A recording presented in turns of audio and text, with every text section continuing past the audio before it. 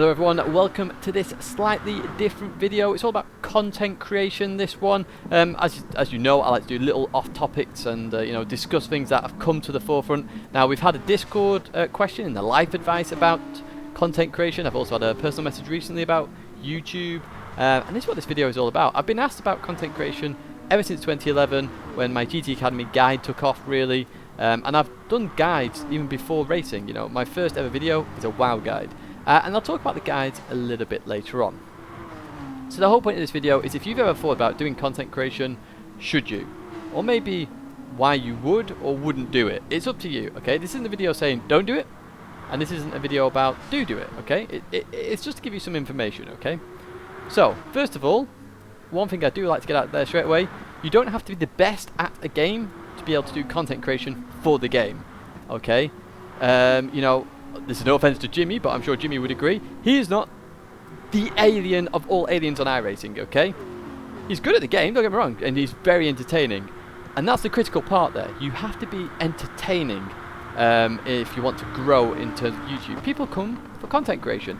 They want to watch entertainment.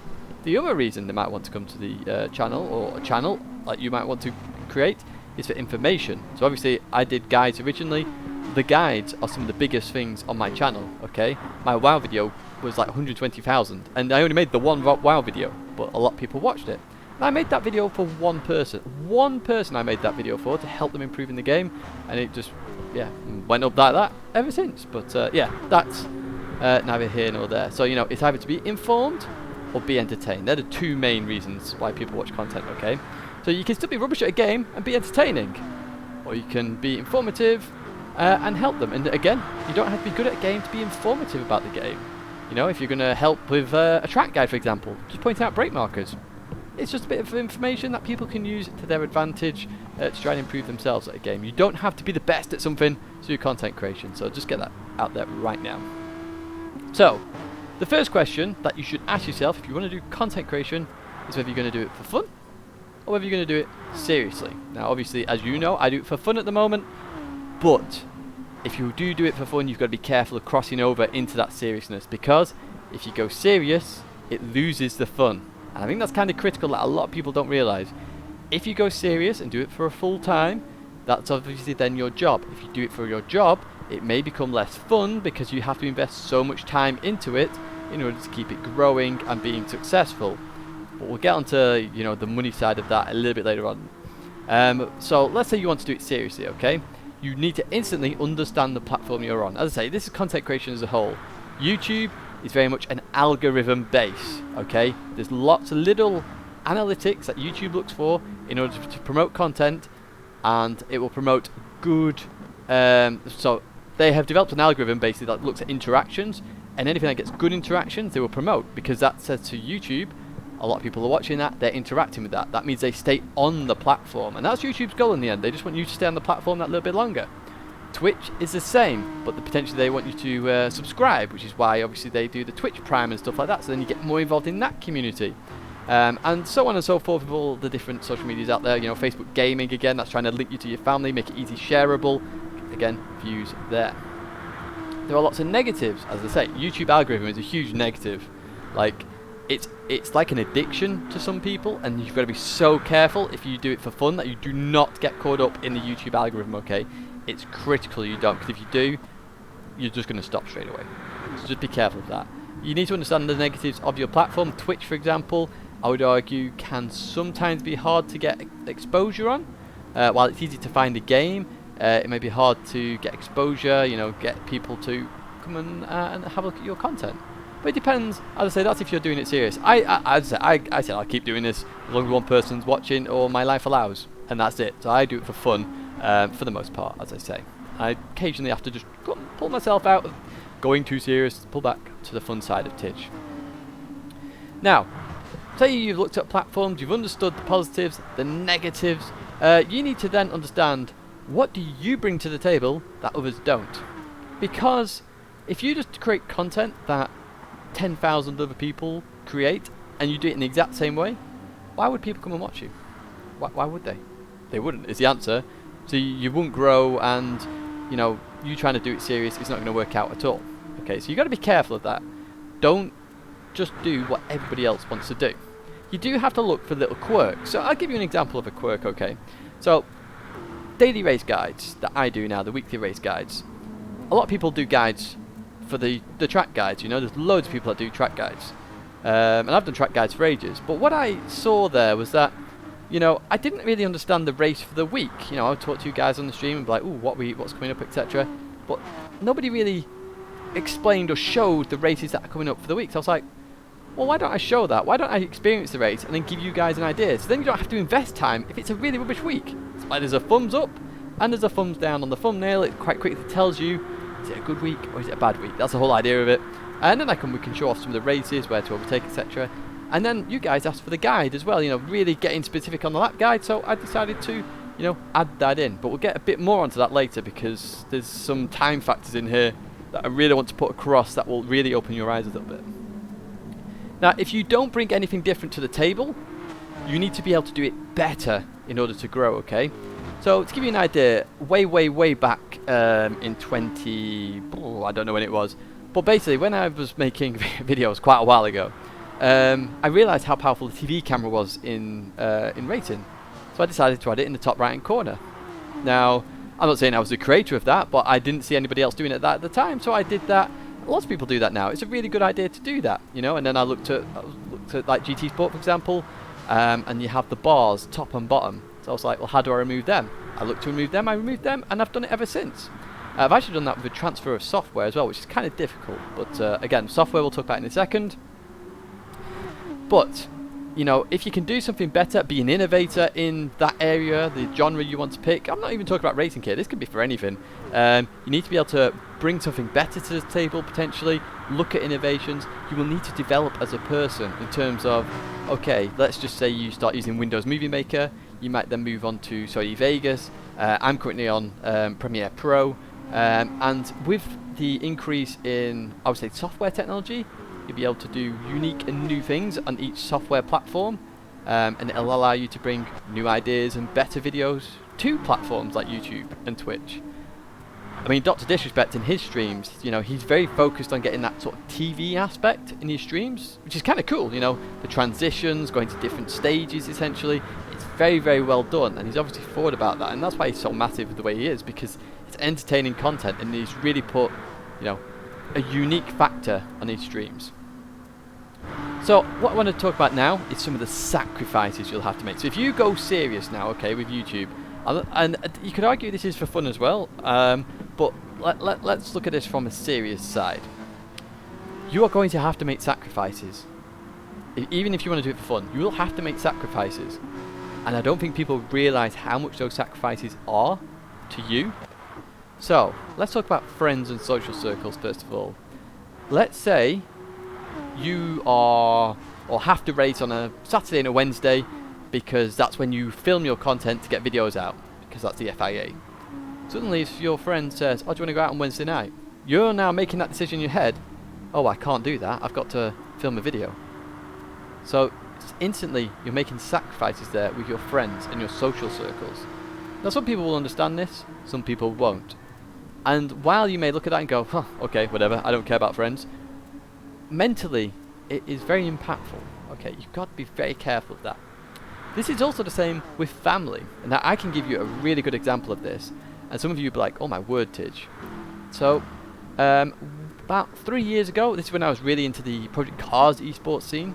I was trying to qualify for one of the pro events, I think it was, or it was an ESL. Okay, so I was competing on a Sunday, but my sister was pregnant, so they were having a reveal day, a reveal afternoon.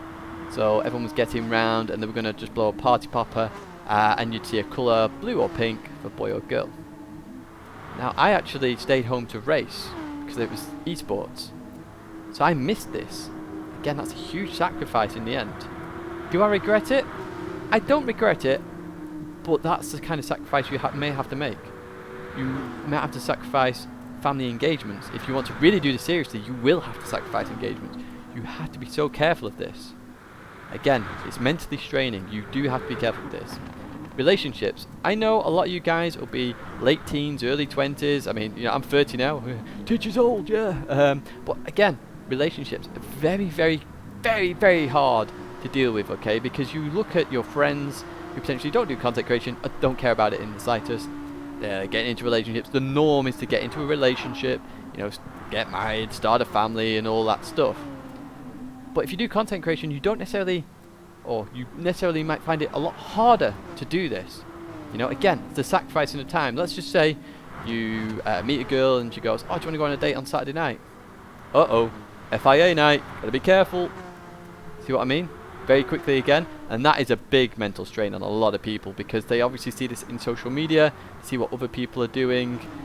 You know, they're going out, they're meeting these nice girls or whatever it might be, they're starting relationships, starting families. Again, it's mentally tiring on people, okay? Now, I've not suffered with some of this too much, mainly because I try and focus myself in certain situations, in certain scenarios, but it will get you down. It can get anybody down. It's real, okay? And it will affect your mental health. So again, you've got to be careful. Even if you do this for fun, as I say, it has impacted me in the past. And that's for fun. So if you do it for serious, this is really going to impact you. There was a very strong video by somebody, I can't remember what it was, who said they went to professional streaming and they lost all their friends. They lost all their relationships. They had arguments with their family, and it was so taxing on them that they basically said, if you become a full-time streamer, you're going to be very alone. And that's what they said. Now, I'm not saying that will happen to you. I'm just trying to give you some feedback here about why you shouldn't do it, some things to think about before you go into it. Because one thing I want to really stress here is time. Time is such a valuable thing that people don't realize, okay? You know, I'm never going to have this minute again. This filming this video, which is 12 minutes in length now. Apologies for this, by the way, but it's really good to get this across. Those 12 minutes, I'm never going to have those 12 minutes again. I mean, I'm using these 12 minutes to try and help you guys, so I see this as a positive. But there are other parts of those minutes developing this video that I'm not going to get back, that I don't like. And again, time is the most valuable resource you have. Time and health. Doesn't matter what you have. Money doesn't matter. Fame doesn't matter. Having people follow you doesn't matter. Time and health are critical, because they're the things that you can go and experience and enjoy your life with. We don't know if we get more than one life. Who knows? So, let's look at this now from a video editing perspective, okay? Because as I say, time matters. So, the weekly race guide, as I say, I saw an opportunity to come up with a new race video that will help you guys in terms of understanding the daily races for a week. Are they good, bad? Should you avoid them? Should you not avoid them? Here's a bit of a lap guide, etc. But I didn't have the lap guides in originally. So when I first came up with this idea, I thought, okay, let's do this video with the little graphics, etc. It took me over 9 hours to make, and that wasn't even including the rendering. Okay, 9 hours, 9 hours for one video, and that's not even the longest amount of hours I've spent on a video. I've spent over 20-30 hours on one video before now. Okay, that is a lot of time. I say that is a lot of time, and you will not make that money back. I promise you that. You will not make that money back. Now, I have, and this is where you do need to look at it, as I said, I value time a lot. I managed to get that time from 9 hours to 3 hours, which is significant, and you should always look to do that. One thing I will say with content creation is you should always be looking at ways improving efficiency in making videos. So, for example, the graphics for the daily race / weekly race guide, they originally took me about 2 or 3 hours. It now takes me 8 minutes, because I've set up a way that I can interact very well with the graphics software and get it developed very quickly. Same for bot tests. Bot tests, oh my word, when I first set them up, it took me hours and hours and hours. It takes me 15 minutes now. 15 minutes to do those graphics. And again, you've always got to look for efficiencies in everything and anything you do, because otherwise you're not going to improve. And you have to always be improving with your video editing.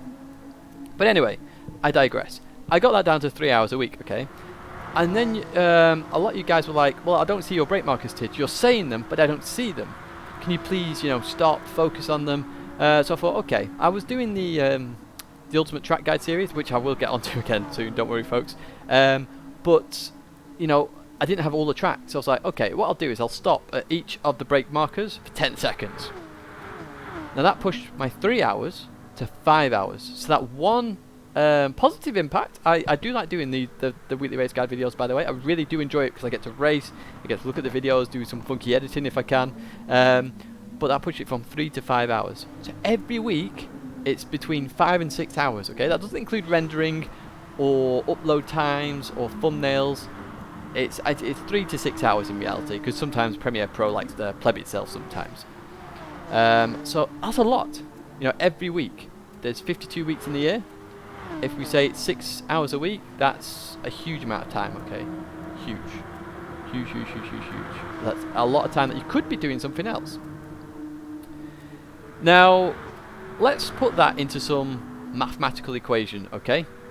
Now, let's just say it's 5 hours a week, because I said 5 hours earlier. So I'm just going down on the old bullet points that I've got here. So it's 5 hours a week, and let's just take 7 days a week. You're taking this seriously, 7 days a week, 5 hours. That's 35 hours a week. You are putting effort in towards YouTube. Now, if you're starting out serious, you're going to have another job, or you're going to be in education or doing something else. So you're going to have to add other things on top of that, okay? So 35 hours a week, YouTube. Now you go, well, if you do that full time, that's easy. If you do YouTube full time, you then have a lot more admin to do. Let's put it that way, a lot more admin. And 5 hours is quite a very small amount for a video. Trust me, it's a very small amount for a video. Let's just say then, okay, you've got a 9 to 5 job for the week, okay? That's 8 hours a day times 5. So let's just say you work 5 days a week. Some people work 6 days a week. But I'll say 5. I'll try and portray it from my perspective. That's 40 hours a week. So now you have 40 plus 35. That's 75 hours a week. What about commute time? Okay, so let's add commute there. Let's just say you've got 30 minutes a day of commute. So suddenly we are now at 45 hours. Adding up very quickly, isn't it? Very, very quickly. Now you've got to sleep. You have to sleep. Let's just say 7 hours a day. I sleep more than that.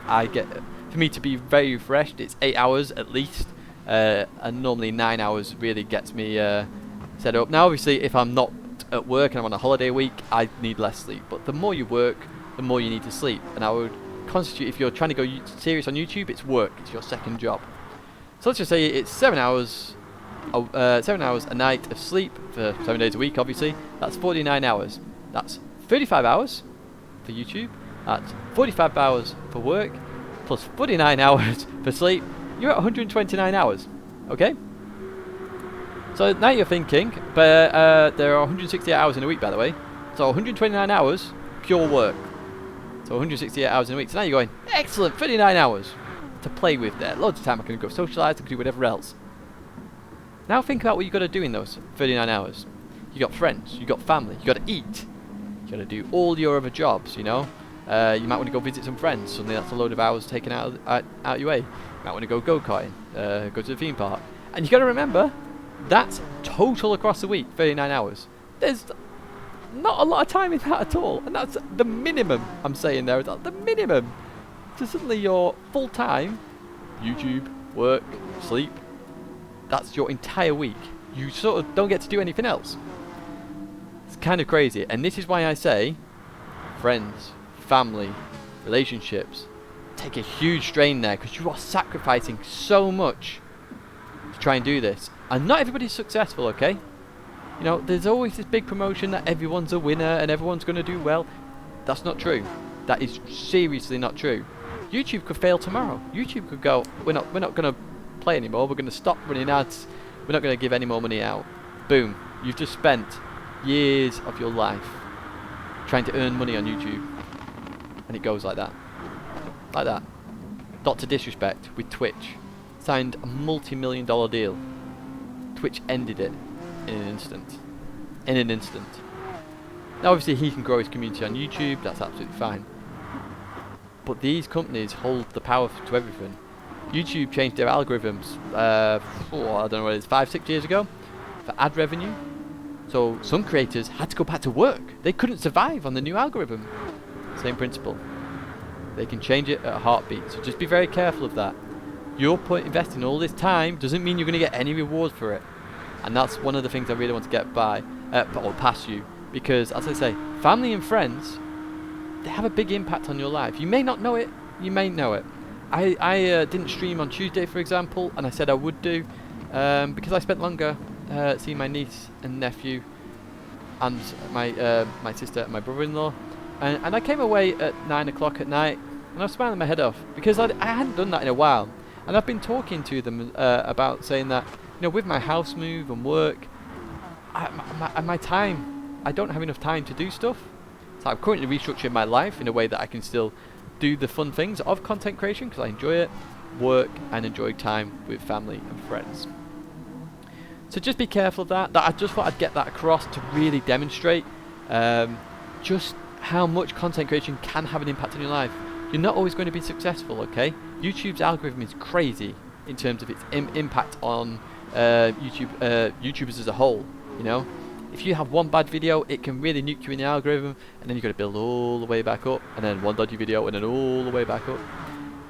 Now, in terms of growing as a channel, let's just say now, okay, you're growing at a good rate, it's taking you 2 or 3 years, you're between 10 and 50k subscribers, right? So this is the critical area at the moment on YouTube, but if they change the ad revenue, etc., this will change and it will bump up, I imagine. You've got a community growing, you're in the same situation as when you started, you've got a full-time job, you're doing the YouTube, and you're still doing you know, your commute, etc., and you're feeling it a little bit, okay? You're feeling it now. The community is growing. You're thinking, okay, this is going well, or some of you might not think it's going well. Believe it or not, this 10 to 50k subscribers, I would argue, is where most people quit or carry on if they're going serious. I've seen a lot of people quit YouTube just after they get past 10k subscribers, especially around 15k subscribers, because they realise the impact it's having on their lives. And people who are on lower subscriber amounts just think, oh, this is easy. And obviously if you're on a higher amount, you're generally pushing towards full time at that point, and even then it's not easy. And it's 10 to 50k is a real turning point, okay? Because let's just say you've got a community going. Remember that 39 hours I was talking about? Now you have to monitor the community. Boom, there goes some more hours. Now you have to monitor more emails because you're getting emails now.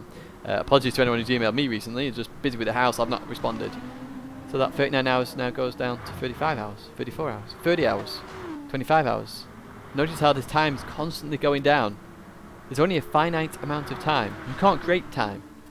You can make videos more efficient, as I've talked about, and that's what I try and do. But even so, I'm still taking average 5 hours on a video. That's a lot. It's impactful. And remember, whatever time you spend, let's just say it's the 35 hours a week, that's 35 hours you could be doing something else. Okay? And to get to that 10k to 50k subscribers, I would argue it takes you around 2 years. It depends what you want to do. As I say, I'm not pushing my channel and I'm not trying to meet the YouTube algorithm per se. So, you know, I've been going 10 years-ish, on and off, you know, video every now and then. Obviously more recently a little bit more serious, I suppose, in terms of uploads and content and stuff. But there are other people who've done it in a short time. Here he is, has done it very well, I would say. You know, with the growth, he's picked out, you know, if I was to analyse it a little bit here, he really pushed on with the Momos thing. It was a new idea there. It's not something I particularly want to jump on or do. I say I personally disagreed with it, but people are allowed to do what they want, you know, with content creation. I'm not saying anything bad or good about it. It's not something I would personally do. But you know, it really pushed on there, and he's doing very well. I think he's around 28,000. I think when I first noticed him coming over to my stream, he was on 2,000. I used to call him Aries, I think, from memory. Aries, don't remember that, I don't know. But again, there are other people who've been doing it for quite a while. You know, Super GT really spiked. Jimmy really spiked. Again, they've done well. Super GT is currently taking a break from it. I assume, again, you know, Super GT 400,000 subscribers. You know, YouTube will be taking a toll. I'm sure Super GT could make a video much better than this one and explain his experience because he's so much larger and has so much more experience at that higher level. But I'm just saying it from my perspective. I love Super GT. I love his videos. I'm a huge fan of Super GT. Same for Jimmy as well. Yeah, they're brilliant.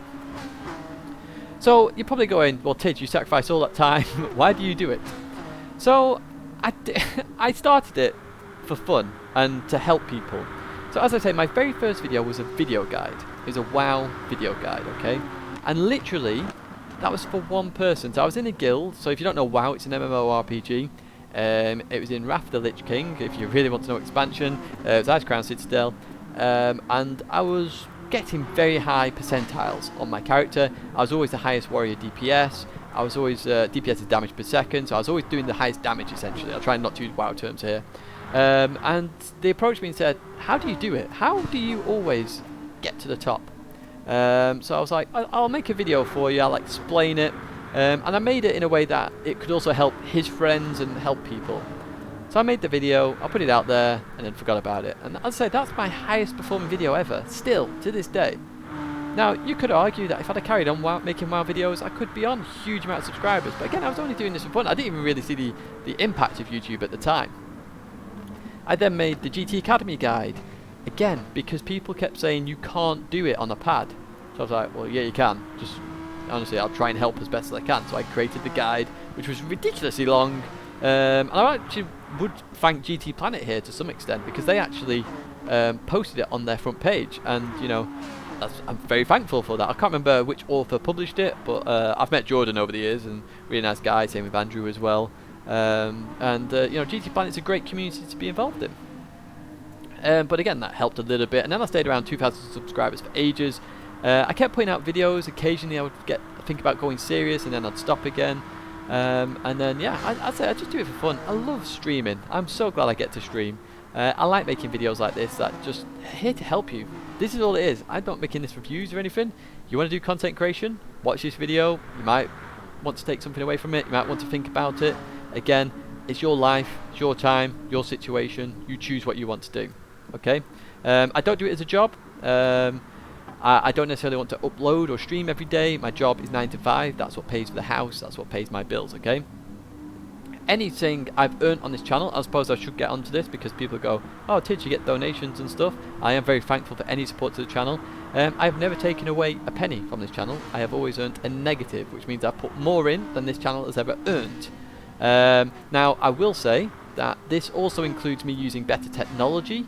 So, you know, the fact that I'm talking to you now on this camera, that camera was invested through the channel, microphones, etc. The new PC, that will be invested from the channel. So yes, I do get to experience these things, but I don't physically experience all this dollar, basically, because, again, my job pays for my life, and then I fully invest everything back into the channel, and that's the way, you know, I live. So then you're going, well, how do other people do it on such low subscribers? Well, they don't. They'll have help from other people financially. To me personally, you need 150,000 subscribers to even remotely think about doing this. It's not really subscribers, actually, it's views. So I think, who was it?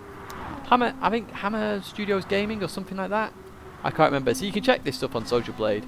But essentially, is it 1 million views a month? Maybe you would get like £20,000 maybe a year. Now in some countries that's a lot. In the UK, £20,000 is not a lot. The average salary in the UK is around 27, I think, £1,000. In London, if you're getting that, you ain't surviving anyway. So you do need help there. Okay, it's not a case that I could do this as a living. No way could I do this as a living. Not unless it was earning a lot. And again, I've always said this, and I've said this on my Discord as well. The only way I would do YouTube full time is if I knew it was secure. Now, one thing a lot of people don't think about is, what about when you're 40 or 50? Okay, so you do YouTube, potentially you're earning £20,000–30,000 a year. My employer pays into a pension contribution. You won't be doing that on YouTube, okay? Your employer's got insurance for you. Now, I'm not saying the 9-to-5 job is good or whatever. I enjoy my job personally, but not everyone has a good job or likes their job. But, you know, you got to think about long term, you know, in the future. You know, getting a house. Actually, I completely forgot this. I hadn't even written it down, and I should have written this down. You want to buy a house, okay? And I recommend you buy a house in the UK, especially if you're British, because house prices are just going to continue to go up. It's the basis of the economy, essentially. When house prices go up, everyone's standard of living goes up. But renting is essentially dead money to some extent. For some people who travel the country, etc., it's not. Some people can't get mortgages, etc. You won't be able to get a mortgage very easily as a YouTuber, okay? Because it's not a secure income. You need to demonstrate you can handle that mortgage. You know, a salary-based job, very easy to show because you've got employee rights, etc. YouTube, not so much, okay? You ask any self-employed person, they find it a lot harder to get mortgages, and YouTube very much so, okay? So And what I'm saying here is, you can invest all this time in the world, you may not succeed. You can invest all this time in the world, you still may not get any money. You can invest all this time in the world, so if you're going to take it seriously, you might be able to do it for a little bit, but you have to think long term here. What are you going to be doing in 5 years? What are you going to be doing in 10 years? Because you're not necessarily going to be earning hundreds of thousands of pounds on YouTube, or Twitch, or wherever it might be. Only a few succeed. A few will get quite far, another few will do alright. Most will not. You know, there's only a finite amount of time in the world, so you just got to be careful, okay? And now in my notes at the bottom of here, I've literally said what happens if YouTube changes how they pay ad revenue. I've already talked about that. And oh yeah, this is the other thing. It can get stressful, you know. Like, I do it for fun, but when my computer crashes, it gets stressful, you know. And one thing, actually, another thing. Sorry, I'm gonna do one more thing, and then we'll end this video because I know it's going on far too long. How's it going on? Is that half an hour? Oh my word. Well, at least you get a good video or discussion. But in terms of stress, okay, so maybe you do rating as a living, okay, on YouTube. You're going to struggle to play any other game. Any other game. Now, I enjoy other games. I always talk about playing other games, so just be mindful of that as well. You've got to then spend more time on rating games. Okay, I've got to play this game now. I've got to edit a video for this, edit a video for that. You will struggle, so just be careful of that, okay? Now, as I say, it's entirely up to you whether you do it or not. I'm just giving you a heads up of what to think about. As I've always said, time is the most valuable thing you have. You have no idea how much of it you have. Could be run over by a bus tomorrow, I don't know. But time is the most valuable thing you have. Use it wisely. Think about whether you want to do it or not. Think about the stresses involved. Think about the positives. Also think about the negatives. For real, okay? But that's going to be it for me now, folks. I'd say this video's gone on for an eternity. Just some food for thought there. But that's going to be it for me now, folks. And I will, thanks for watching, as always, of course. And I'll see you in another video or live stream very soon.